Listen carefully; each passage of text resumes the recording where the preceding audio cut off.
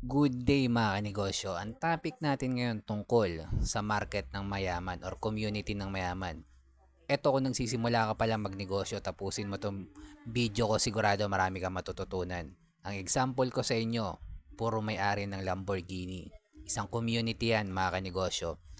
Ako nga pala si Jepoy, isang negosyante. Isa rin akong DJ. Kung kailangan nyo pala ng DJ sa club, sa bar, sa event, message lang kayo dito sa page ko or comment lang kayo.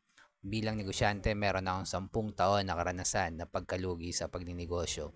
Tunay na negosyo lang, tulad sari-sari store, barbecuean, bilyaran, rental.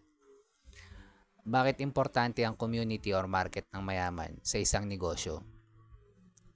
Kwento ko lang mga kanegosyo. Way back 2015, nung naitayo ko yung sari-sari store ko malapit sa school kung saan ako graduate ng college, hindi pa ako pamilyar sa mga community ng mayaman, focus in one, scale up sa level 2 business model yung negosyo. Naitayo ko yung sari-sari store ko at ang community pinaglilingkuran ko is college student na nag-aaral sa TIP din. Huwag kayong malito mga kanegosyo. May community na nagtitipid, yung mga school, mga state university na nag-aaral. Pero may mga school na kung saan yung mga estudyante, grabe gumastos. Paglingkuran natin yung community merong pera o mayaman. At nagkataon, yung sari-sari store ko mga kanegosyo, naging tambayan siya ng college student. Doon tumatambay yung mga college student kapag break time, vacant nila. At nakapag-mark up ako ng malaki. Piso, 2, 3, kahit pare-pareho yung tinda namin. Pang-anim akong sari-sari store na nakapaligid sa TIP. Mga kanegosyo, importante ang community or market ng mayaman para makapag-mark up ka ng malaki.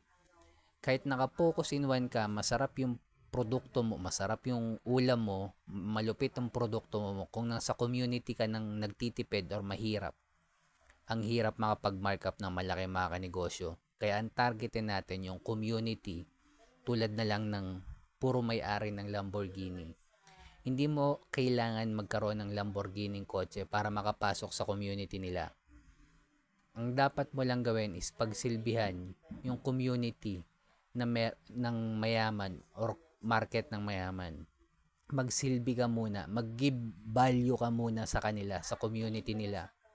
Magbigay ka ng t-shirt, basta yung t-shirt malupit, gumawa ka ng product. At maganda pa dito, once na makapasok ka sa community nila mga kanegosyo, dahil kilala ka na nila, kahit mag-markup ka ng malaki sa ibebenta mo, bibili nila ang mga kanegosyo.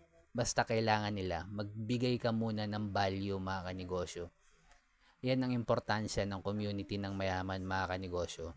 Kaya kung nagsisimula ka pa lang, community, hanapin mo community ng mayaman or market ng mayaman. Iisa lang yung community or market. Binigyan ko lang kayo ng example mga kanegosyo. May community nagtitipid, wag nyong targetin yon. May community grabe gumastos. Ayun yung pagtrabawan nating mapagsilbihan mga kanegosyo. Pagsilbihan natin yung community merong pera at mamigay tayo sa mahihirap. Kesa naman pagkakitaan natin yung mahihirap, mamigay tayo sa mayaman. At focus in one, scale up yung negosyo natin sa level 2 business model. Panghuli, kailangan na natin gumawa ng content. Dahil kasama na to sa trabaho natin bilang negosyante. At kung umabot ka sa dulo na video na to, subscribe ka naman sa akin, heart mo na rin to, comment ka lang, sabihin mo, Lamborghini. Medyo mahaba. Bilang negosyante, kung dumadanas tayo ng pagsubok or struggle, huwag natin kalimutan mag-pray kahit anong religion natin. Ingat tayong lahat. Peace.